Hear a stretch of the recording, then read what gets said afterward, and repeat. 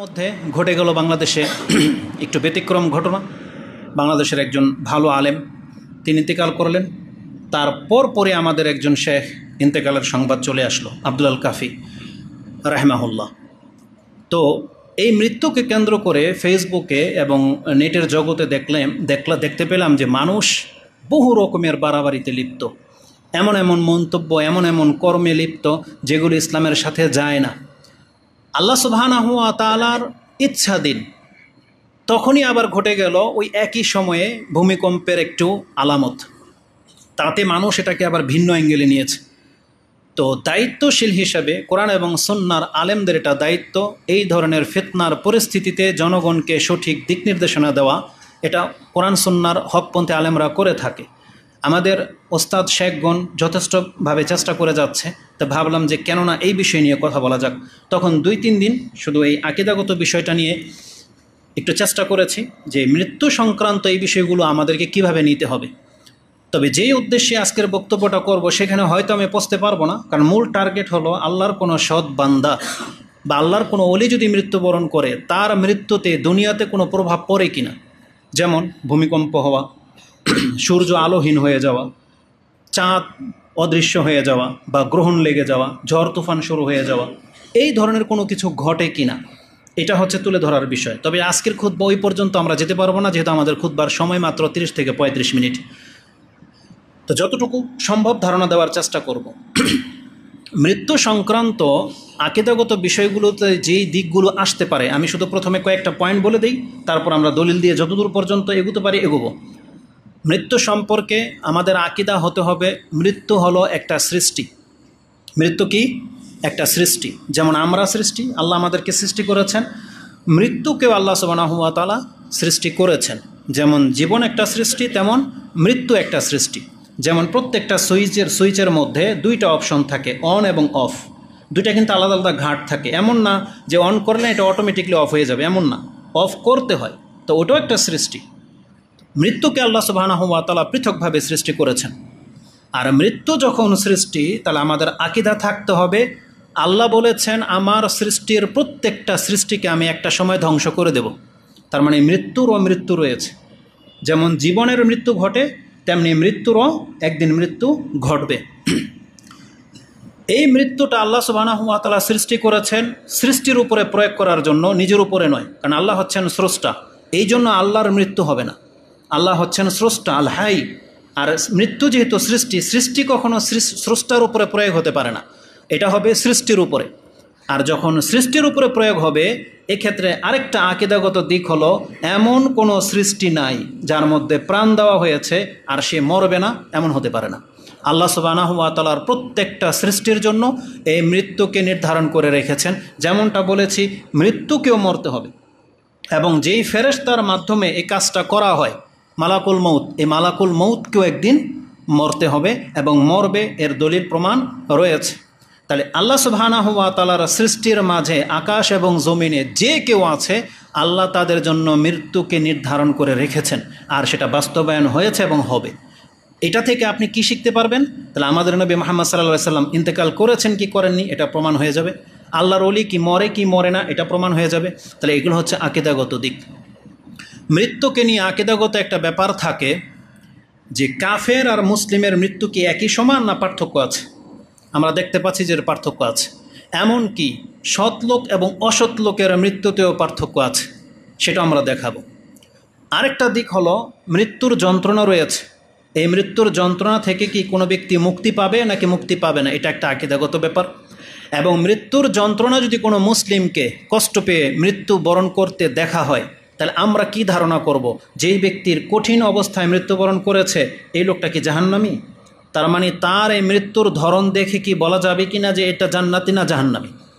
এটা একটা আকীদাগত দিক। তৃতীয় দিক হচ্ছে যেটা মৃত্যু সম্পর্কে, যে মানুষ যদি মরে যায় তার আত্মা কি আবার দুনিয়াতে আসতে পারে কিনা কোনো দিন, এটা একটা ব্যাপার থাকবে। পঞ্চম দিক যেটা থাকবে যে রূহ মরে যাওয়ার পরে এটা একা একাই সফর করতে পারে কিনা, বা দুনিয়া থেকে কোনো কিছু শুনতে পায় কিনা বা দেখতে পায় কিনা, এটা একটা আকীদাগত দিক থাকবে, যেগুলো আমাদের আলোচনায় পর্যায়ক্রমে আসবে। ষষ্ঠগত দিক যেটা আমরা বললাম একটু আগেই, যে আল্লাহর অলিদের মৃত্যুর ধরনটা কেমন, এতে দুনিয়াতে কোনো প্রভাব পড়ে কিনা সেটা আমরা তুলে ধরব। এবং সর্বোপরি সর্বশেষ রেজাল্ট যেটা, সেটা হলো মৃত্যু একটা ফিতনা। এই ফিতনা আমাদেরকে পরীক্ষা করার জন্য দেওয়া হয়েছে, এটা থেকে আমাদেরকে আশ্রয় চাইতে বলা হবে। তো এই বিষয়গুলো নিয়ে আমাদের এই চলমান খুতবাগুলো থাকবে। আজকে যতটুকু কমপ্লিট করতে পারি বা পৌঁছতে পারি আমরা ওই পর্যন্ত চেষ্টা করি। তো মৃত্যুর আকীদাগত দিকের সর্বপ্রথম দিক যেটা বললাম, যে মৃত্যু হলো একটা সৃষ্টি, আর আল্লাহ সুবহানাহু ওয়া তাআলা এই মৃত্যুকে সৃষ্টি করেছেন। এখানে আরেকটা আকীদাগত দিক ছুটে গেছে, সেটা হলো মৃত্যুর জন্য একটা নির্দিষ্ট স্থান এবং নির্দিষ্ট একটা সময় রয়েছে।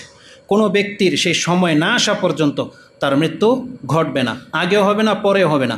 এইটা আকীদাগত দিক যদি আপনার অন্তরে গেঁথে যায়, তাহলে আমাদের মধ্যে যে একটা বাতিল একটা বাক্য আছে, একটা ভুল বাক্য, যে অকাল মৃত্যু, এটা থাকবে না। এটা কোনো মুসলিম ব্যবহার করতে পারে না, কারণ পৃথিবীতে কোনো ব্যক্তির অকাল কোনো মৃত্যু হয় না। মায়ের পেটে যেমন বাচ্চা 2-3 মাস জীবিত থাকে, পেটেই তো অনেক বাচ্চা মৃত বের হয় না, ওই বাচ্চার ক্ষেত্রে কিন্তু আপনি অকাল ব্যবহার করেন না। যে বাচ্চাটা জন্ম হওয়ার পরে মরে যায়, নবজাতক যে মরে যায়, তার ক্ষেত্রেও আপনি অকাল মৃত্যু ব্যবহার করতেছেন না। আপনি ব্যবহার করেন কার? ওই যুবক যদি কোনো মরে যায়, রাজনীতিক কোনো ব্যক্তিত্ব যদি মরে যায়, তার শোকাহত আপনি লেখা রাখেন, তার অকাল মৃত্যুতে আমরা শোকাহত। এইসব ভণ্ডাম ইসলামে নেই, এটা ভৌতাবাজি। আর ইসলামে এটা একটা চরম আকীদাগত দিক, যেটা আপনার মধ্যে ত্রুটি আমরা দেখতে পাচ্ছি, এগুলো থেকে পরিহার করতে হবে। তো এটা ছিল মূল আজকে আলোচনার মূল বিষয়। তো মৃত্যু হলো একটা সৃষ্টি, আল্লাহ এটাকে সৃষ্টি করেছেন সমস্ত সৃষ্টি জগতের উপরে প্রয়োগ করার জন্য। আল্লাহ সুবহানাহু ওয়া তাআলা তিনি যেহেতু স্রষ্টা, তিনি এর ঊর্ধ্বে, তিনি হচ্ছেন পবিত্র, এই ত্রুটি তাকে স্পর্শ করবে না। কোরআনে আল্লাহ সুবহানাহু ওয়া তাআলা আমাদেরকে সেই শিক্ষা দিয়েছেন। আল্লাহ বলেছেন, তোমরা এমন এক সত্তার উপরে ভরসা করে চলবে যে সত্তার কোনোদিন মৃত্যু ঘটবে না। তার মানে এমন একজন মালিকের ভরসা করে চলা উচিত, যে মালিক সবসময় উপস্থিত, যিনি সবসময় ক্ষমতাবান, তিনি সবসময় সক্ষম, কখনো গায়েব হয়ে যান না। ইব্রাহিম আলাইহিস সালাম তিনি একথাই বলেছিলেন, যে যেটা গায়েব হয়ে যায়, নিশ্চিহ্ন হয়ে যায়, দূর হয়ে যায়, সেটা আমার রব হতে পারে না। তার মানে বোঝা যাচ্ছে যে মালিক যার উপাসনা করা হবে, যিনি হবেন ইবাদত পাওয়ার যোগ্য, তিনি সবসময় একই অবস্থায় থাকবে, শক্তি সবসময় থাকবে, সবসময় চিরঞ্জীব, এটা থাকবে। তো এটা আকীদাগত দিক শিক্ষা দেওয়া হয়েছে, ওটাই আল্লাহ কোরআনে আমাদেরকে বিভিন্নভাবে বুঝিয়েছেন, যে আল্লাহ হচ্ছেন মানে সবসময় হাই, চিরঞ্জীব, তিনি সবসময় একই রকম, যেমন তিনি ছিলেন তেমন তিনি থাকবেন, তার কোনো লয় নেই, ক্ষয় নেই, যেটা আমাদেরকে বলা হয় বাংলা ভাষায়। কোরআনে আল্লাহ সুবহানাহু ওয়া তাআলা সূরা ফুরকান 25 নম্বর সূরার 58 নম্বর আয়াতে বলেছেন, ওয়া তাওয়াক্কাল আলাল হাইয়্যিল্লাযী লা ইয়ামুত ওয়াসাব্বিহ বিহামদিহি। আল্লাহ বলেছেন, তোমরা সেই সত্তার উপরে ভরসা করে চলো যার কখনো মৃত্যু ঘটবে না, তিনি হলেন আল হাই, একমাত্র একজন, তিনি হলেন আল্লাহ সুবহানাহু ওয়া তাআলা, যার ক্ষেত্রে আল হাই শব্দটা প্রয়োগ হবে, অন্য কোনো কিছুর ক্ষেত্রে এই হাই শব্দ প্রয়োগ হবে না। সেটা মুহাম্মদ সাল্লাল্লাহু আলাইহি ওয়াসাল্লামই হোক অথবা জিবরিল আলাইহিস সালামই হোক, কারো ক্ষেত্রে এই গুণ প্রযোজ্য নয়। এটা একমাত্র আল্লাহ সুবহানাহু ওয়া তাআলার গুণ, তিনি হচ্ছেন আল হাইয়ুল কাইয়ুম, তিনি হচ্ছে প্রতিষ্ঠিত। এবং আয়াতুল কুরসিতে আমাদেরকে এটাই শিক্ষা দেওয়া হয় যে আল্লাহু লা ইলাহা ইল্লা হুয়াল আল হাইয়ুল কাইয়ুম, তিনি হচ্ছেন চিরঞ্জীব এবং প্রতিষ্ঠিত। এটা আমাদেরকে মাথায় বসায় নিতে হবে। তার মানে এই মৃত্যুটা আল্লাহ সুবহানাহু ওয়া তাআলার জন্য প্রযোজ্য নয়। তাহলে কার জন্য? এটা আল্লাহ সুবহানাহু ওয়া তাআলা সৃষ্টি করেছেন সমগ্র সৃষ্টিকুলের জন্য। তো এই সৃষ্টিটা, এই মৃত্যুটা বলেছিলাম যে সৃষ্টি, মৃত্যু যে সৃষ্টি, এটা আল্লাহ সুবহানাহু ওয়া তাআলা কোরআনে উল্লেখ করেছেন, যেটা আপনি সূরা মুলকে পেয়ে যাবেন, আল্লাযী খালাকাল মাউতা ওয়াল হায়াতা, তিনি সেই সত্তা যিনি মৃত্যুকে সৃষ্টি করেছেন এবং হায়াত, জীবনকে সৃষ্টি করেছেন। প্রত্যেকটা আয়াতের মধ্যে একাধিক বিষয় থাকে, আমরা ওদিকে গেলে লম্বা হয়ে যাবে। তো এই আয়াত থেকে শুধু এতটা প্রমাণ হচ্ছে, এতটার মধ্যে আমরা ক্ষান্ত থাকি, যে সূরা মুলকের 2 নম্বর আয়াত আল্লাহ বলেছেন, আল্লাযী খালাকাল মাউতা, আল্লাহ মৃত্যুকে সৃষ্টি করেছেন। এটা হচ্ছে সৃষ্টি। এই সৃষ্টি কার জন্য? আল্লাহ সুবহানাহু ওয়া তাআলা কোরআনের বেশ কিছু আয়াতের মধ্যে বলে দিয়েছেন, বারবার রিপিট করেছেন 3টা শব্দ। তিনি বলেছেন কুল্লু নাফসিন যায়িকাতুল মাউত, এই শব্দটা কোরআনে 3 জায়গায় রয়েছে। আপনি পেয়ে যাবেন সূরা আলে ইমরানের 185 নম্বর আয়াতে, সূরা আম্বিয়া 21 নম্বর সূরার 34-35 নম্বর আয়াতে এবং সূরা আনকাবুতের 57 নম্বর আয়াতে।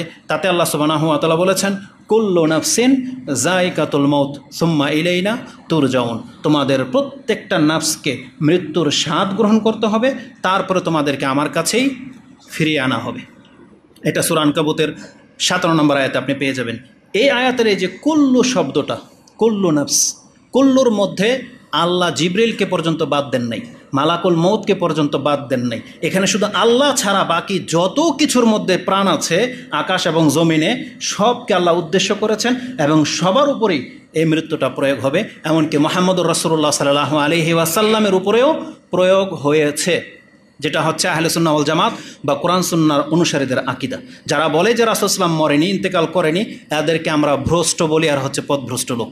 এরা সঠিক আকীদার উপরে নাই, এদের আকীদার মধ্যে ত্রুটি আছে। সে ঘুরিয়ে ফিরিয়ে যে কোনো ব্যাখ্যা করুক না কেন, যে নবী কবরে জীবিত, লাশ অক্ষত, তিনি শুনতে পায়, সালাম দিলে, যত রকমের যুক্তি পেশ করুক না কেন, এ ভ্রষ্ট মানে পথভ্রষ্ট আকীদার লোক, এটা আমরা বলবো। কারণ সঠিক আকীদা হচ্ছে রাসূলুল্লাহ সাল্লাল্লাহু আলাইহি ওয়াসাল্লামেরও ইন্তেকাল হয়েছে। কারণ কোরআনে আল্লাহ সুবহানাহু ওয়া তাআলা ডাইরেক্ট বলেছেন নবীকে, ইন্নাকা মাইয়িতুন, আপনি মৃত। যেহেতু আল্লাহ সুবহানাহু ওয়া তাআলা এটা কোরআনের আয়াতে রেখেছেন, আর আয়াত ভবিষ্যতের আয়াতটা রাসূল ইসলামের প্রেজেন্ট অবস্থায় কেন নাজিল করলেন? কারণ রাসূল ইন্তেকাল করে গেলে এটা আয়াত হিসেবে সাব্যস্ত হবে না, কারণ তখন হাদিস হয়ে যেত। কিন্তু রাসূলুল্লাহ সাল্লাল্লাহু আলাইহি ওয়াসাল্লামের উপরে ওহী করা হয়েছে বিদায়, কোরআনে যেহেতু আল্লাহ চেয়েছেন যে এই আয়াতটা কোরআনে থাকবে, এই জন্য রাসূল ইসলামের জীবদ্দশাতেই নাজিল করতে হয়েছেন। তো উপায় নেই, কারণ এই আয়াত তো আর আবু বকর, ওমর, ওসমান রাদিয়াল্লাহু তাআলা আনহুমার উপরে তো নাজিল হবে না, কারণ তারা তো নবী নন। এই জন্য যেহেতু এটা বহন করে নিয়ে এসেছে রাসূল সাল্লাল্লাহু আলাইহি ওয়াসাল্লাম, এই জন্য জীবদ্দশায় তাকে মৃত্যুর ঘোষণা করা দেওয়া হয়েছে যে ইন্নাকা মাইয়িতুন, আপনি মৃত।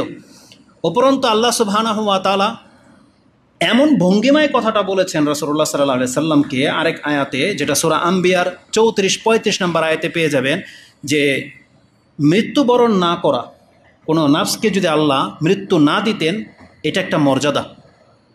এই মর্যাদা যদি কোনো ব্যক্তি পাওয়ার অধিকার রাখত, তাহলে আমাদের আকীদা হলো, এবং আল্লাহ আমাদেরকে এটা শিক্ষা দিয়েছেন, তাহলে কেউ যদি অধিকার রাখত তাহলে তিনি হলেন মুহাম্মদ সাল্লাল্লাহু আলাইহি সাল্লাম। আল্লাহ এই মর্যাদা শুধু তাকেই দিতেন, আর আল্লাহ যেহেতু তাকে দেন নাই, এই জন্য আল্লাহ কোনো ফেরেশতাকে এই মর্যাদা দেন নাই। তার মানে সবাইকে মরতে হবে। কথাটা আল্লাহ সুবহানাহু ওয়া তাআলা কত চমৎকারভাবে বলেছেন রাসূল সাল্লামকে সামনে দাঁড় করিয়ে দিয়ে। আল্লাহ বলতেছেন, ওমা জাআলনা লিবাশারিম মিন ক্বাবলিকাল খুলদা আফা ইমিত্তা ফাহুমুল খালিদুন। হে নবী, আপনার পূর্বে আমি কোনো ব্যক্তিকে চিরস্থায়িত্ব দান করি নাই। মানে আপনার পূর্বে যত নবী রাসূল, যত বড় ব্যক্তিত্ব আমি সৃষ্টি করি না কেন, তাদের কাউকে আমি ছাড়ি নাই, সবাইকে মরতে হয়েছে। আর আপনি যখন মারা যাবেন, তাহলে পৃথিবী তার বাকি থাকবে কে? এইভাবে বলেছেন, আফা ইমিত্তা ফাহুমুল খালিদুন কুল্লু নাফসিন যায়িকাতুল মউত। তারপর আল্লাহ বলছেন সবাইকে মরতে হবে। তার মানে রাসূলুল্লাহ সাল্লাল্লাহু আলাইহি সাল্লামকেও আল্লাহ মৃত্যু দান করেছেন। এই মর্মে অনেক দলিল। একটা হাদিস পেশ করি, চমৎকার একটা হাদিস, যেটা ইমাম বুখারী, মুসলিম, আবু দাউদ, নাসাই এবং বিভিন্ন কিতাবে রয়েছে। ইবনে ওমর, ইবনে আব্বাস, আয়েশা রাদিয়াল্লাহু তাআলা আনহুমা, তারা সবাই এটা বর্ণনা করেছেন যে কালা আন্না আবু বকরিন রাদিয়াল্লাহু আনহু কাব্বালান নবিয়্য সাল্লাল্লাহু আলাইহি ওয়াসাল্লাম ওয়া হুয়া মাইয়িতুন। আবু বকর সিদ্দিক এমন অবস্থায় রাসূল সাল্লামকে চুমু খেয়েছেন যখন তিনি মৃত। মানে রাসূল সাল্লাম মৃত হয়ে পড়ে আছেন, ওই মৃত অবস্থায় এসে আবু বকর তাকে চুমু দিয়েছেন। এটাকে প্রমাণ করার জন্য ইমাম বুখারী এই হাদিস এনেছেন যে মৃত ব্যক্তিকে তার আপনজন চাইলে চুমু দিতে পারে, সে তার সন্তান, স্ত্রী, স্বামী, যে কেউ। আমাদের বাংলাদেশের সমাজে মানে স্ত্রী মরে গেলে স্বামীকেও দেখতে দেওয়া হয় না, বা স্বামী মরে গেলে স্ত্রী নাকি দেখতে পাবে না। এত জঘন্য এদের এই মাযহাব থেকে আসলো। ইমামরা এটা তৈরি করেনি, এটাই সমাজের মুরব্বীরা তৈরি করেছে। এটা ধর্মীয় কোনো কিতাবের মধ্যে নাই, এটা এরা তৈরি করেছে। অথচ একসাথে তারা ছিল, বরং অধিকার রাখে স্ত্রী মরে গেলে স্বামী, স্বামী মরে গেলে স্ত্রী গোসল দিতে পারে, এই অধিকার পর্যন্ত তাদেরকে দেওয়া হয়েছে। কিন্তু নোংরা সমাজ থেকে মানুষ কবে শিখবে? কোরআন হাদিস থেকে। আল্লাহ ভালো জানে, আল্লাহ এদেরকে হেদায়েত দান করুন, আমিন।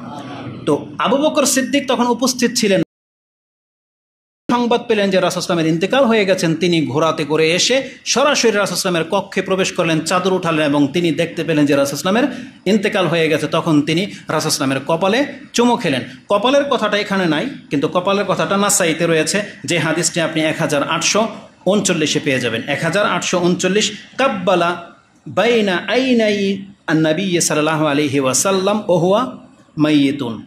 রাসূলুল্লাহ সাল্লাল্লাহু আলাইহি সাল্লাম যখন মৃত্যুবরণ করলেন তখন আবু বকর এসে তার দুই চোখের মাঝখানে মানে কপালের মধ্যে চুমু খেলেন। শব্দটা হলো ওহুয়া মাইয়েতুন। তাহলে আয়েশা রাদিয়াল্লাহু তাআলা আনহা বলতেছেন রাসূল মৃত, ইবনে ওমর বলতেছেন, ইবনে আব্বাস বলতেছেন, ইমাম বুখারী বলতেছেন, মুসলিম বলছেন, তিরমিজি, আবু দাউদ, নাসাই, কোনো ইমাম এই শব্দ থেকে মুক্ত নয়, সবাই শব্দ প্রয়োগ করেছেন। আর আপনি বলতেছেন যারা বলবে রাসূল মৃত্যুবরণ করেছেন তারা বেয়াদব। তার মানে আপনার বিশ্বাসের মধ্যে ত্রুটি আছে।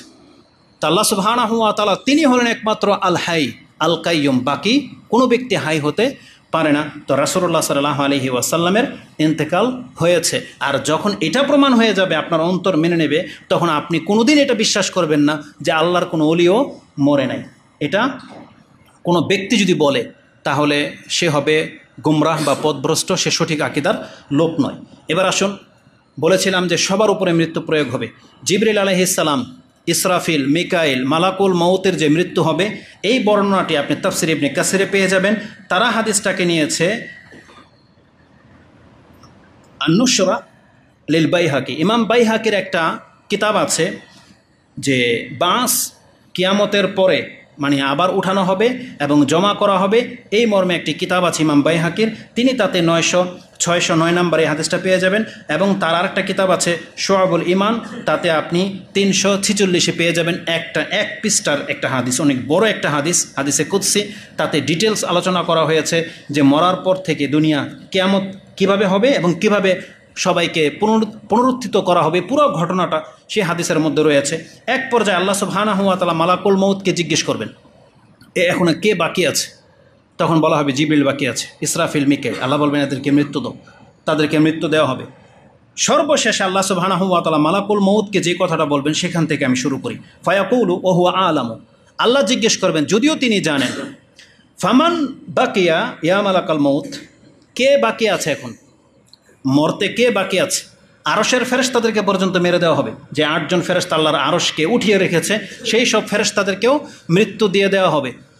এখানে আরেকটা আকীদার বিষয় হলো, আরশকে যেই 8 জন ফেরেশতা বহন করে নিয়ে আসবে, তার মানে আরশটাও কোনো ফেরেশতার মুখাপেক্ষী না। আরশের জায়গায়, কারণ আরশকে ধরে রাখা যে ফেরেশতা আমরা মনে করি, সেই ফেরেশতাদেরকে মৃত্যু ঘটিয়ে দেওয়া হবে। তখন আরশ কীভাবে হবে? যদি পিলার ভেঙে দেওয়া হয় তা ছাদ থাকবে? তার মানে বোঝা যাচ্ছে যে না, আল্লাহর আরশ এমন একটা সৃষ্টি, এটাও কোনো কিছুর মুখাপেক্ষী আল্লাহ করেন নাই, ওটা আপন জায়গায় সৃষ্টি করা হয়েছে। আর ফেরেশতাদেরকে জাস্ট সম্মানার্থে আরশের সাথে লেগে থাকার জন্য সৃষ্টি করা হয়েছে, ওটা আরশকে ধরে রাখার জন্য নয়। তো আরশের ফেরেশতাদেরকেও মেরে দেওয়া হবে। মালাকুল মউত বলবে, বাকিয়াতা আনতাল হাইয়ুল্লাযী লা ইয়ামুত ওয়া বাকিয়াতু আনা, আপনি বাকি আছেন, আপনি হলেন আল হাই, চিরঞ্জীব, যার কোনো মৃত্যু নাই, আর আমি বাকি আছি। তখন আল্লাহ সুবহানাহু ওয়া তাআলা মালাকুল মউতকে পর্যন্ত বলবেন, ফায়াকুল আনতা খালকুম মিন খালকি, তুমি তো আমার সৃষ্টির মধ্যে একটা সৃষ্টি, আর তুমি ভালো করে জানো তোমার সাথে কি করা উচিত, বা তুমি আমার সৃষ্টি হিসাবে তোমাকে কি করব। আল্লাহ সুবহানাহু ওয়া তাআলা তখন তাকে আদেশ করলেন, ফামুত, তুমি মরে যাও। কারণ ওর আত্মা তো আর ও নিজে থেকে বের করতে পারবে না, ওটা ছিল আল্লাহর আদেশ। আল্লাহ যখন বলেন কোন ফায়াকুন, আল্লাহ যদি বলে মৃত হও, মরে যাবে। আল্লাহর অর্ডারে সব কিছু হয়, আল্লাহর আদেশে মালাকুল মউতের মৃত্যু ঘটে যাবে। ফায়ামুত বলা হবে, ফামুত, মরে যাও, ফায়ামুত, সে মরে যাবে, মালাকুল মউত মরে যাবে। এখন আর কে বাকি? এক আল্লাহ ছাড়া পৃথিবীতে আর কেউ বাকি, আল্লাহর সৃষ্টির মধ্যে আর কেউ বাকি থাকবে না এক আল্লাহ ছাড়া। এইভাবে আল্লাহ সুবহানাহু ওয়া তাআলা দীর্ঘকাল পার করে দেবেন। এক পর্যায়ে আল্লাহ সুবহানাহু ওয়া তাআলা নিজেই ডাকবেন, তিনি বলবেন কে বাকি আছো? কোনো জবাব নাই। তখন আল্লাহ নিজেই বলবেন, আনাল জাব্বার, আমি হলাম প্রতাপশালী, আমি হলাম আজকে ক্ষমতাবান। আনাল জাব্বার, কে আছে আজকে জবাব দেওয়ার মতন? কেউ নাই। যখন স্তব্ধ হয়ে পড়ে থাকবে, তিনবার করে আল্লাহ বলবেন, কিন্তু কোনো জবাব যখন আসবে না, তখন আল্লাহ নিজে থেকে বলবে, সুম্মা ইয়াকুলু আযজা ওয়া জাল লিমানিল মুলকুল ইয়াউম, আজকে রাজত্ব কার? আল্লাহ বলবেন 3 বার করে, লিমানিল মুলকুল ইয়াউম, কার রাজত্ব আজকে? কোরআনের একটা আয়াতের মধ্যে আল্লাহ সুবহানাহু ওয়া তাআলা সে কথা উল্লেখ করে দিয়েছেন, যেমন একটা দিন আসতে যাচ্ছে যেদিন আল্লাহ সব কিছুকে তার হাতে কবজ করে নিয়ে বলবেন, লিমানিল মুলকুল ইয়াউম। কোনো জবাব দেওয়ার মতন কেউ থাকবে না। কেউ যে কোনো একটা ফেরেশতাও যে জবাব দেবে, আল্লাহ এমন মুখাপেক্ষীও নন কারো। তখন আল্লাহ সুবহানাহু ওয়া তাআলা নিজে বলবেন, লিল্লাহিল ওয়াহিদিল কাহ্হার, আজকে এককভাবে ক্ষমতাশীল আল্লাহর হচ্ছে অধিকার। আল্লাহ হচ্ছেন আজকে মালিক, আজকে কেউ কথা বলার মতন কেউ নাই। জবাব যে দেবে আল্লাহর ডাকে, এমন কোনো কাউকে আল্লাহ সুবহানাহু ওয়া তাআলা রাখবে না। এখান থেকে আপনি আল্লাহর ক্ষমতা এবং রাসূল এবং আল্লাহর ওলিদের কি ক্ষমতা আপনি বুঝে নেওয়া উচিত। আজকে রাসূল সাল্লাল্লাহু আলাইহি ওয়াসাল্লাম শাফাত করবে বিদায় আপনি আল্লাহর মর্যাদাকে পর্যন্ত আপনি ছোট করেছেন, এমন পর্যায়ে পৌঁছে দিয়েছেন রাসূলুল্লাহ সাল্লাল্লাহু আলাইহি সাল্লামকে যে তিনি না বললে যেন আল্লাহ জান্নাত দেওয়ার অধিকার রাখে না। নাউযুবিল্লাহি মিন যালিক। বরং আল্লাহ বলেছেন, কে আছে আমার ইচ্ছা আমার অর্ডার ছাড়া সুপারিশ করবে, এমন ক্ষমতা কার? আল্লাহ এই ভাবতে বলেছে। তার মানে সবটাই হচ্ছে আল্লাহ সুবহানাহু ওয়া তাআলার ইচ্ছা বা অধিকার। সেখানে আল্লাহর নবীও যদি কথা বলার ক্ষমতা রাখে তাহলে সেটা হবে আল্লাহর ইচ্ছাধীন। আল্লাহ যখন বলবেন তখন কথা বলতে পারবে, তার আগে নয়।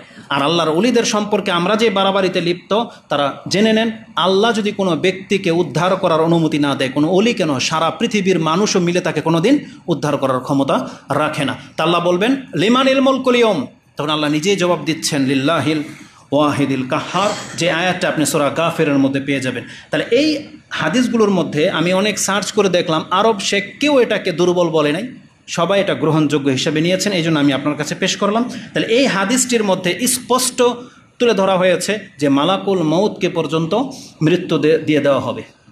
এখানে আমি একটা সূক্ষ্ম জিনিস ফিল করেছি, সেটা হলো মালাকুল মউত, জিবরিল, ইসরাফিল, মিকাইল এদেরকে মেরে দেওয়ার কোনো মানি হয় না। আল্লাহ সুবহানাহু ওয়া তাআলা এদেরকে যদি না মারতেন আমাদের সাথে কোনো সম্পর্ক নাই, কারণ তাদেরকে কেন মারতে হবে? তারা তো আল্লাহ সুবহানাহু ওয়া তাআলার আদেশেই লিপ্ত, জান্নাত জাহান্নাম তো আমাদের জন্য। কিন্তু আল্লাহ সুবহানাহু ওয়া তাআলা তিনি তার একটা ফয়সালাকে, চূড়ান্ত ফয়সালাকে বাস্তবায়ন করার জন্য আল্লাহ তাদেরকে পর্যন্ত মৃত্যুদান করবে, কারণ আল্লাহর ওয়াদার কোনোদিন লড়চড় হয় না। কোরআনের এমন কিছু আদেশ আছে আল্লাহ বলছে এটা আমি পুরো করেই ছাড়বো। যেমন কথায় প্রসঙ্গে চলে আসলো সূরা মরিয়মের মধ্যে ৭১-৭২ নম্বর একটা আয়াত আছে, তাতেও আল্লাহ একটা চূড়ান্ত ফয়সালা করে রেখেছেন। আল্লাহ বলেছেন ওয়াইম মিনকুম ইল্লা ওয়ারিদুহা কানা আলা রাব্বিকা হাতমাম মাকদিয়া, তোমাদের মধ্যে এমন কোনো ব্যক্তি নাই যাকে আমি জাহান্নামের কিনারায় উপস্থিত না করব। আর এটা তোমার রবের একটা চূড়ান্ত ফয়সালা। এটা এমন একটা ফয়সালা যেটা পুরা করার জন্য আল্লাহ নবীদেরকে, শহীদদেরকে পর্যন্ত জাহান্নামের কিনারায় এসে জড়ো করবেন। আশ্চর্য হয়ে গেছেন। রাসূল সাল্লাল্লাহু আলাইহি ওয়াসাল্লাম বললেন যারা বদরের যুদ্ধে এবং হুদায়বিয়াতে অংশ নিয়েছিল তারা কেউ জাহান্নামে যাবে না। উম্মে সালামা রাদিয়াল্লাহু তাআলা তিনি বলতেছেন ইয়া রাসূলুল্লাহ, তো কোরআনের আয়াত কি হবে? আল্লাহ তো বলেছেন কাউকে আল্লাহ বাদ রাখবে না, সবাইকে জাহান্নামের কিনারায় নিয়ে আসবেন। তখন রাসূল সাল্লাল্লাহু আলাইহি ওয়াসাল্লামের ব্যাখ্যা কি করেছেন জানেন? আল্লাহ তো এরপরে এটাও বলেছেন সুম্মা নুনাজ্জিল্লাযিনা তাকাও, তার মানে আল্লাহ তার ওয়াদাটাকে পুরা করবেনই শহীদদেরকে পর্যন্ত। কিন্তু পার্থক্য হলো নবীদেরকে, শহীদদেরকে বা আল্লাহ যাদেরকে চাইবেন আগুন তাদের গায়ে স্পর্শ করতে পারবে না, কিন্তু আল্লাহ জমা করবেন। এটা চূড়ান্ত। তার মানে আমরা সবাই জাহান্নামী, এটা চূড়ান্ত হয়ে আছে। এখান থেকে কে মুক্তি পাবে তার জন্য চেষ্টা করা উচিত, কারণ আল্লাহ বলছেন সুম্মা নুনাজ্জিল্লাযিনা তাকাও, আমি মুত্তাকিদেরকে জাহান্নাম থেকে মুক্ত করে দেব। তা আল্লাহর ফয়সালাটাকে আল্লাহ পুরা করবেনি, তেমন মৃত্যুটা আল্লাহ সবার জন্য নির্ধারণ করেছেন। এটাকে পুরা করার জন্য পর্যন্ত জিবরাইল আলাইহিস সালামকেও মরতে হবে। এমনকি বলেছি মৃত্যুরও মৃত্যু আছে, এটা অনেক বড় একটা ব্যাপার, অনেক বড় একটা ব্যাপার। সুবহানাল্লাহ। তার মানে প্রত্যেকটা ব্যক্তির এমন একটা দিন আসতে যাচ্ছে, ওই দিনের পরে আর কোনো দিন তার মৃত্যু ঘটবে না। সে জান্নাতি হলেও মৃত্যু ঘটবে না, জাহান্নামী হলেও মৃত্যু ঘটবে না। আর যদি জাহান্নামীদেরকে এই কথা শুনিয়ে দেওয়া হয় যে আজকের পর থেকে তোমাদের আর মৃত্যু হবে না, ওই দিনটাকে ইয়াউমুল হাসরা বলা হয়েছে কোরআনের ভাষায়, আক্ষেপের দিন, হতাশার দিন। এরপর থেকে তাদের যন্ত্রণার কোনো দিন কমবে না, শুধু বাড়বেই। আল্লাহ আমাদেরকে জাহান্নাম থেকে মুক্ত করুন, আমিন। আল্লাহু আকবার। রাসূলুল্লাহ সাল্লাল্লাহু আলাইহি ওয়াসাল্লাম তিনি বলেন ইউতা বিল মাউতি কাহাইআতি কাবশিন আমলাহা, মৃত্যুটাকে জাহান্নামের এবং জান্নাতের মাঝখানে নিয়ে আসা হবে একটা বকরির আকারে, একটা দুম্বার আকারে। আমলাহা দুই কালার বিশিষ্ট একটা দুম্বার আকারে নিয়ে আসা হবে এবং ডাকা হবে ইয়া হালাল জান্নাহ সুম্মা ইউনাদি ইয়া হালান নার, জান্নাত এবং জাহান্নামীদেরকে ডাকা হবে। সবাই তখন আগ্রহের সাথে সেদিকে তাকাবে। ওয়ায়ানজুরুন, তারা তাকিয়ে থাকবে এবং বলা হবে হাল তারিফুনা হাজা, তোমরা কি চিনো এটাকে? তখন সবাই বলবে নাম, হাজা মৌত, এটা তো মৃত্যু, কারণ তাদেরকে সেই জ্ঞান দিয়ে দেওয়া হবে। তখন প্রত্যেকের সামনে রাসূলুল্লাহ সাল্লাল্লাহু আলাইহি ওয়াসাল্লাম বলেছেন ফায়ুজবাহু, এটাকে জবাহ করে দেওয়া হবে, ওই মৃত্যুটাকে মেরে দেওয়া হবে এবং বলা হবে খলুদুন ফালা মৌত, হে জান্নাতীরা তোমরা জান্নাতি চিরস্থায়ীভাবে থাকো, আজকের পর থেকে তোমাদের আর মৃত্যু হবে না। ইয়া হালান্নার খলুদুন ফালা মৌত, তোমরা চিরকালের জন্য জাহান্নামী, আজকের পর থেকে তোমাদের আর কোনোদিন মৃত্যু হবে না। ইমাম বুখারী রাহিমাহুল্লাহ এখানে সেই আয়াত এনেছেন। আল্লাহ বলেছেন ওয়ানজিরহুম ইয়াউমাল হাসরাহ ইয কুদিয়াল আমর ওহুম ফি গাফলা, আপনি সতর্ক করেন মানুষকে সেই দিনের থেকে যেই দিন তার আক্ষেপ করার সময় আসবে, কিন্তু মানুষ উদাসীন। ওহুম লা ইউমিনুন, মানুষ ঈমান আনতেছে না। কিন্তু এমন একটা দিন আসতে যাচ্ছে যেই দিন তাকে এই কথা বলে দেওয়া হবে, শাস্তির উপরে শাস্তি সে ভোগ করবে। সে চাইবে আমি যদি মরে যেতাম, আল্লাহ বলবে যে না, আজকের পরে থেকে আর তোমার কোনো দিন মৃত্যু ঘটবে না, শুধু শাস্তিই চলতে থাকবে। নাউজুবিল্লাহি মিন যালিক। আল্লাহ আমাদেরকে হেফাজত করুন, আমিন। তো এই হাদিসটা ইমাম বুখারী এবং মুসলিম কোট করেছেন। বুখারীতে আপনি তাফসিরে পেয়ে যাবেন সূরা মরিয়মের 39 নম্বর আয়াতের তাফসিরে, হাদিস 4730। মুসলিমে হাদিসটি আপনি 7073 মানে 7073 পেয়ে যাবেন। তার মানে এই হাদিসের মধ্যে স্পষ্ট বলে দেওয়া হয়েছে মৃত্যুকে পর্যন্ত মেরে দেওয়া হবে। তার মানে মৃত্যুটা হলো সৃষ্টির জন্য, এটা আল্লাহর জন্য নয়। আল্লাহ শুধুমাত্র হাই। কোনো মুসলিম ব্যক্তি যদি এটা মনে করে যে আল্লাহ ছাড়া এই পৃথিবীতে কোনো ব্যক্তির মৃত্যু ঘটে না, সেটা যে কোনো পীরের ক্ষেত্রেই বলেন না কেন, যদি সেটা মুহাম্মদ সাল্লাল্লাহু আলাইহি সাল্লামের ক্ষেত্রেও কোনো ব্যক্তি ব্যবহার করে যে রাসূলুল্লাহ সাল্লাল্লাহু আলাইহি ওয়াসাল্লাম মরে নাই, তাহলে সেই ব্যক্তির ঈমান নষ্ট আমরা বলব। তাকে তওবা করা উচিত। তারা আমাদেরকে বলে যে, যারা বলে এই বেয়াদবরা আমাদেরকে, তারা বেয়াদব বলে, ওহাবি বলে, যেটাই গালি দেয়, বলে আমাদেরকে নাকি তওবা করতে হবে বা কিছু ঈমান আনতে হবে। বরং আমরা ওই পীরদেরকে বলতে চাই, বরং তাদেরকে তওবা করে কোরআন সুন্নাহর প্রতি বিশ্বাস ঈমান নিয়ে আসা উচিত যে আল্লাহ সুবহানাহু ওয়া তাআলা একাই হলেন আল হাই। এটাকে প্রতিষ্ঠিত করাই হচ্ছে আমাদের কাজ, এটাকে প্রতিষ্ঠিত করাই হচ্ছে আমাদের কাজ। আমরা ওই বাতিল কিছুকে প্রমোট করব না আপনাদের কাছে। তো আকীদাকে ক্লিয়ার করে নেন যে একমাত্র আল্লাহ হচ্ছেন চিরঞ্জীব, যার মৃত্যু নাই। বাকি যা কিছু আছে সব কিছুকেই মরতে হবে, কারণ আল্লাহ বলছেন কুল্লু মান আলাইহা ফান ওয়া ইয়াবকা ওয়াজহু রাব্বিকা যুল জালালি ওয়াল ইকরাম। প্রত্যেকটা প্রাণের উপর একদিন ফান মানে হচ্ছে ডাইং, পাসিং হয়ে যাওয়া, মানে গায়েব হয়ে যাবে একবারে। একটা আছে না যে মিশে যায়, যেমন আপনি লবণ যদি পানিতে গুলে দেন, এটা ডাইং হয়ে গেছে, মানে পাস হয়ে গেছে, লবণ আর চোখে পড়বে না। তো পৃথিবীতে মানুষ একদিন মাটির সাথে এরকম ডাইং হয়ে যাবে, পাস হয়ে যাবে। এটা ফান বলা হয়েছে। ফানা হয়ে যাওয়া মানে একেবারে বিলীন হয়ে যাওয়া। প্রত্যেকটা মানুষের সাথে এটা হবে। আল্লাহ সুবহানাহু ওয়া তাআলা একা, তিনি বাকি থাকবেন, এটা আমাদেরকে শিক্ষা দেওয়া হয়েছে। তো এটা গেল একটা আকীদাগত দিক। দ্বিতীয় আকীদাগত দিক যেটা বলেছিলাম, এই মৃত্যুর জন্য একটা নির্দিষ্ট সময় এবং নির্দিষ্ট একটা স্থান আল্লাহ নির্ধারণ করে রেখেছেন। আল্লাহ বলেছেন যে কোনো ব্যক্তির যেই স্থানে যখন মৃত্যু লেখা আছে, যে কোনো মূল্যে হোক, সে সেখানে যাবে এবং সেখানেই তার মৃত্যু ঘটবে। যেমন হোসেন রাদিয়াল্লাহু তাআলা সম্পর্কে রাসূলুল্লাহ সাল্লাল্লাহু আলাইহি ওয়াসাল্লাম ভবিষ্যৎবাণী করেছিলেন যে তোমাকেও হত্যা করা হবে, শহীদ করা হবে, এবং তাকে তার সফরের সময় কথা স্মরণও করে দেওয়া হয়েছিল।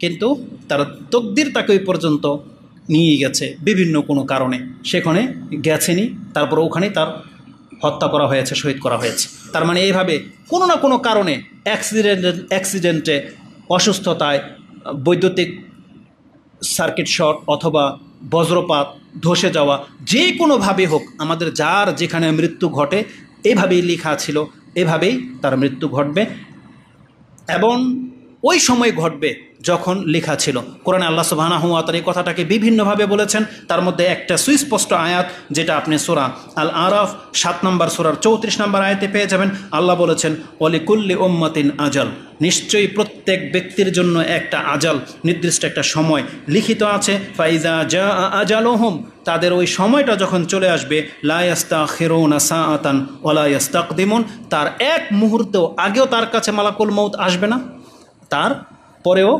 আসবে না, বিলম্ব হবে না। যে জামে আটকে গিয়েছিল, বিজলি জ্বালানি তেল খরচ কম পড়ে গেছিল, এই জন্য বিলম্ব হয়েছে। মালাকুল মউতের ক্ষেত্রে এটা হয় না, একেবারে সঠিক ওয়াক্তেই সঠিক সময়ে ওই ব্যক্তির কাছে পৌঁছে যাবে। এমনও হতে পারে যে আমরা এরকম হাজারো লাখো মানুষ থাকব, আল্লাহ যার জন্য মৃত্যু লিখে রেখেছে আমাদের চোখের সামনে শুধু ওই আত্মাটাকেই মালাকুল মউত নিয়ে চলে যাবে। মালাকুল মউতের ক্ষেত্রে চিঠি নিয়ে আসতে মানুষ চিন্তা ভুল হয় না যে একজনের কাছে নিয়ে আসার কথা ছিল, আরেকজনের কাছে গিয়ে পৌঁছে গেছে। ইন্ডিয়ান ফিল্মগুলোতে, নাটকগুলোতে ওদের ধর্মের যেই কিছু প্রমোট করা হয়, শিক্ষা দেওয়া হয়, মুসলিমদের আকীদার মধ্যে ওরা ঢুকাতে চাচ্ছে, ওদের ইয়ামরাজ যেটা, এক ব্যক্তিকে মারতে হয় আরেক ব্যক্তির আত্মা নিয়ে চলে যায়, এটা ওদের ধর্মে হয়। কিন্তু ইসলাম ধর্মে এটা হইতে পারে না। আল্লাহর ফেরেশতাদের দ্বারা এটা কোনো দিন মিস্টেক হইতে পারে না। তাদের কাল্পনিক ধর্মে হইতে পারে। এবং যেই ব্যক্তিকে মেরে দেওয়া হয়েছে সে এখন আবদার করে, আমার তো আজকে ডেট ছিল না, তুমি যখন আমার আনছো তাহলে আমাকে স্বর্গে দাও, চুক্তি করে। ইসলাম ধর্মের মধ্যে এসব ভাউতাবাজি নেই।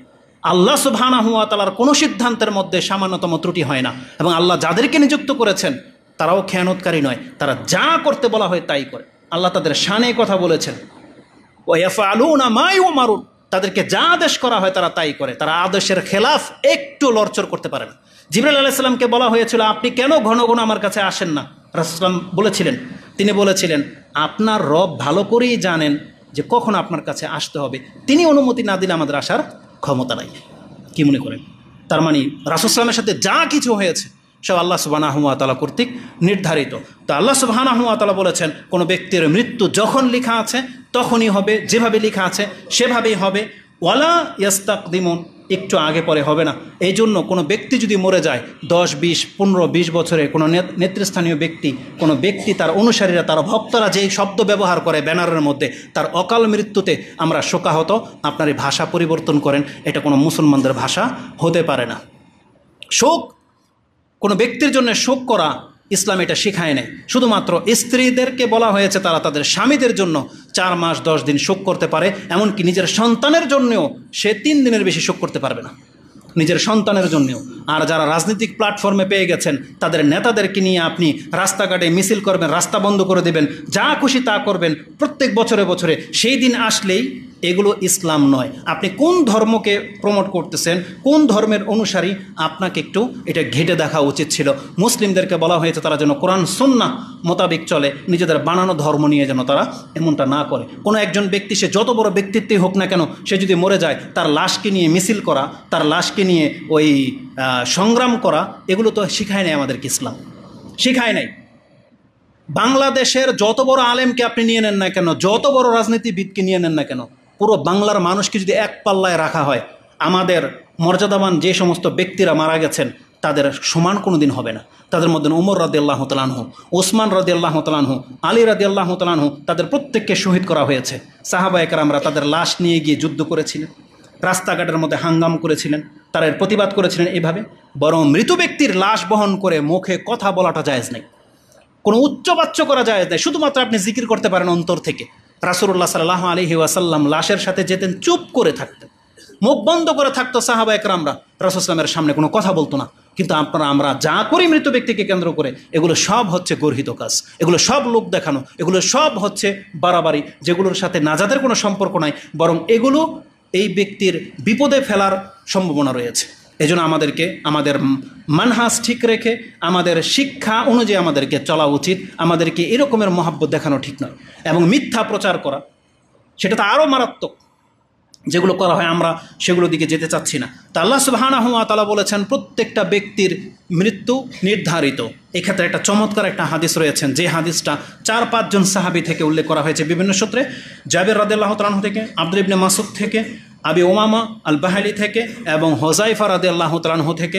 ইমাম বাজ্জার উল্লেখ করেছেন, ইমাম বাইহাকি উল্লেখ করেছেন, ইমাম তাবারানি উল্লেখ করেছেন, নাসিরুদ্দিন আলবানী হাদিসটাকে সহিহ বলেছেন যে কালা রাসূলুল্লাহ সাল্লাল্লাহু আলাইহি ওয়াসাল্লাম ওয়া আন্না রূহাল আমিন ওয়া ফি রিওয়ায়াতিন রূহাল কুদুস, মানে জিবরাইল আলাইহিস সালাম, নাফাসা ফি রুয়া, জিবরাইল আলাইহিস সালাম আমার অন্তরের মধ্যে এই ওহী নিক্ষেপ করেছেন বা ঢেলে দিয়েছেন, মানে আমার অন্তরের মধ্যে এটা উদ্রেক করে দিয়েছেন।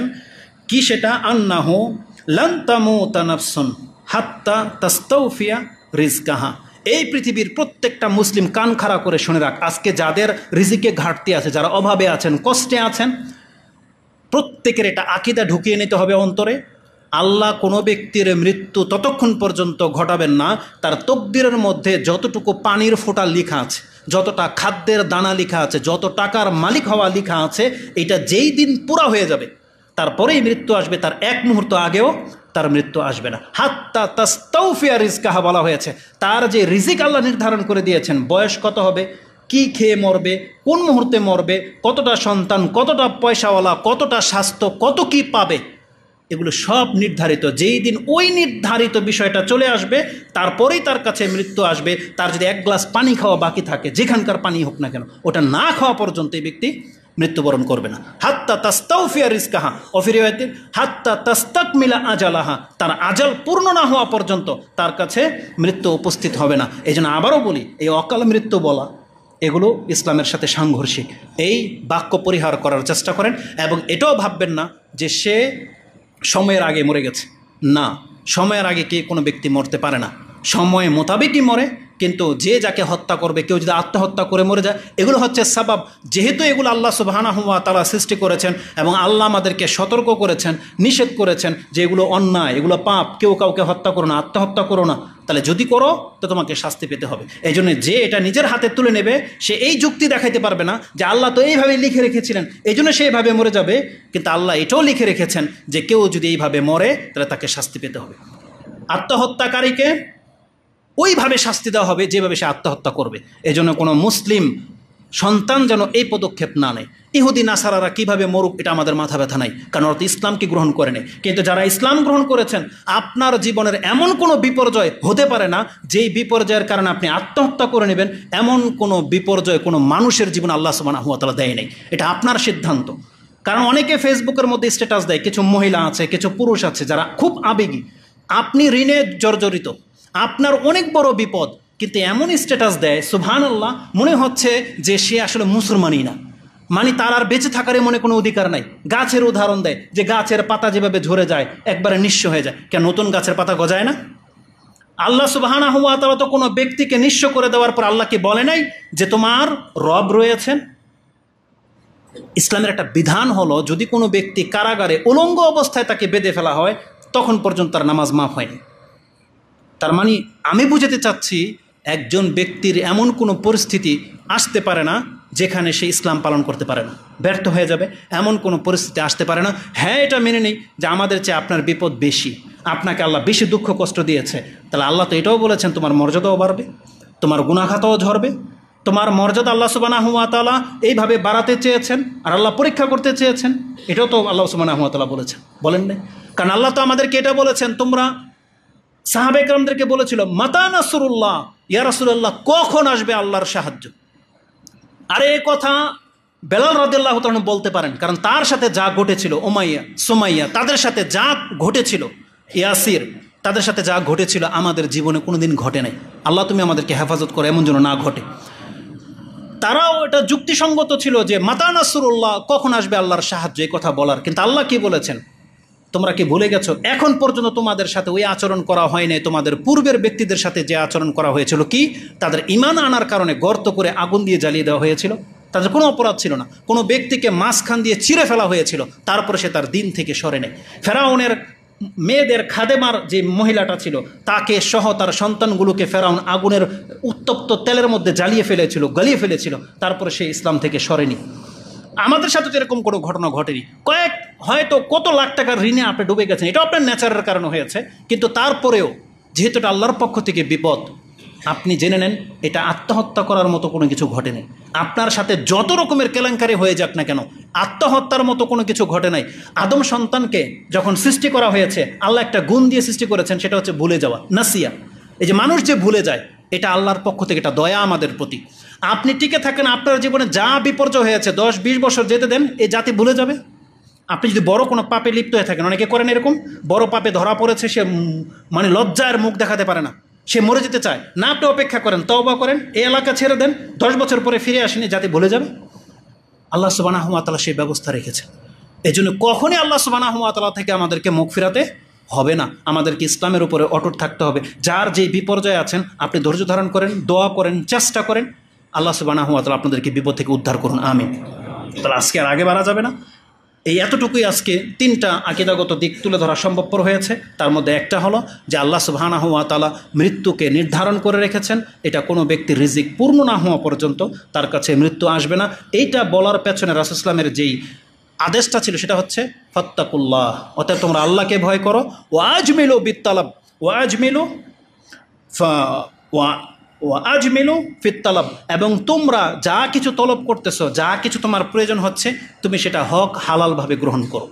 মানে রাসূল সাল্লাল্লাহু আলাইহি ওয়াসাল্লাম বোঝাতে চেয়েছেন তুমি যেই জায়গায় পৌঁছার সেখানে তুমি পৌঁছতে পারবা, তুমি সেটার জন্য হারাম পথ অবলম্বন করো না, তুমি হালাল পথের উপরেই থাকো, ন্যায়সঙ্গতভাবে আল্লাহর কাছ থেকে সে রিজিক নেওয়ার চেষ্টা করো, তুমি জাহান্নামী হয়েও না।